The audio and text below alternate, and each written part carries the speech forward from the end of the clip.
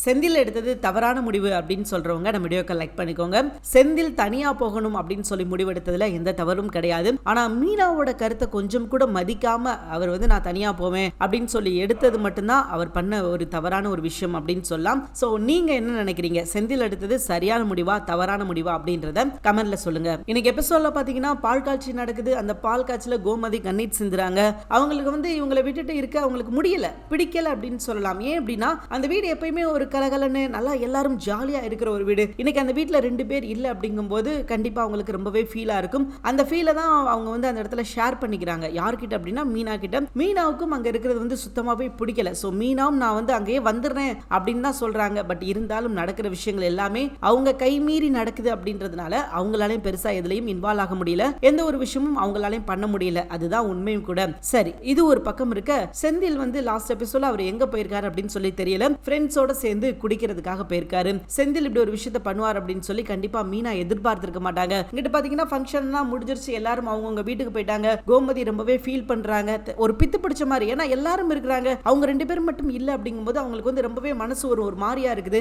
அவங்க ஏதோ ஒரு நினைப்புல நடந்துகிட்டு இருக்காங்க. பாண்டியன் கூப்பிட்டு பாக்குறாரு, கோமதி கோமதி அப்படின்னு சொல்லி கூப்பிடும்போது எதுவுமே கேட்காத மாதிரி அவங்க நடந்து போறாங்க. பாண்டியன் கடுப்பாகி கோமதி அப்படின்னு சொல்லி அதட்டி கூப்பிடும்போது தான் என்னங்க அப்படின்னு சொல்லி தன்னிலைக்கே வர்றாங்க. அதுக்கப்புறம் தான் அவங்க என்ன ஏதுன்னு பேசுறாங்க. சோ அந்த அளவுக்கு பாத்தீங்கன்னா அந்த குடும்பத்து மேல அவங்க பாசம் வச்சிருக்காங்க. குடும்பத்துல யாராவது ஒரு ஆள் இல்லனாலும் அவங்க மனசு அதை ஏத்துக்க மாட்டேங்குது, அது தாங்கிக்க மாட்டேங்குது. அதுதான் உண்மை. சரி, இது ஒரு பக்கம் இப்படி போய்கிட்டு இருக்க. அண்ட் இன்னொரு பக்கம் பாத்தீங்கன்னா அங்க மீனா தனியா இருக்காங்க.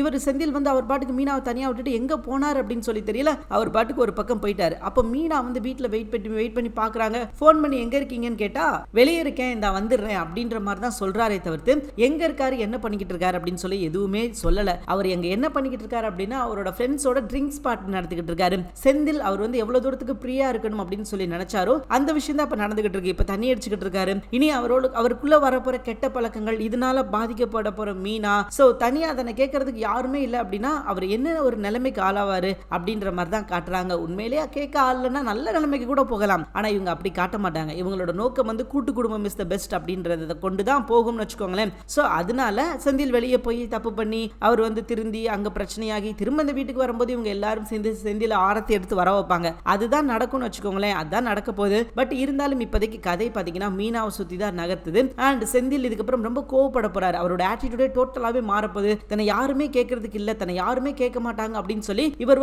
அதிகாரம் வீட்டுல கொடி கட்டி பறக்க போகுது. நான் எடுக்கிற முடிவு தான், நான் எடுக்கிறதா சட்டம் அப்படின்னு சொல்லி ஒரு பக்கம் பாத்தீங்கன்னா கடனுக்கு மேல கடன் வாங்க போறாரு. இன்னொரு பக்கம் எல்லாமே ஆடம்பரம். அடுத்து இப்ப வீடு வாங்கிட்டாரா, நெக்ஸ்ட் பாத்தீங்கன்னா கார்ல தான் நிப்பாரு. நான் ஒரு கார் வாங்க போறேன் அப்படின்னு சொல்லி நிப்பாரு. அது ஒரு தனி பிரச்சனையாகும். அதுக்கு ஒரு இஎம்ஐ கட்டணும். ஏற்கனவே என்கிட்ட ஒரு 10 லட்சம். சோ எல்லாம் சேர்ந்து ஒட்டு மொத்தமா அவர் தூக்கி போட்டு மிதிக்க போகுது அப்படின்றதுல எந்த ஒரு மாற்று கருத்தும் கிடையாது. தேங்க்யூ ஃபார் வாட்சிங்.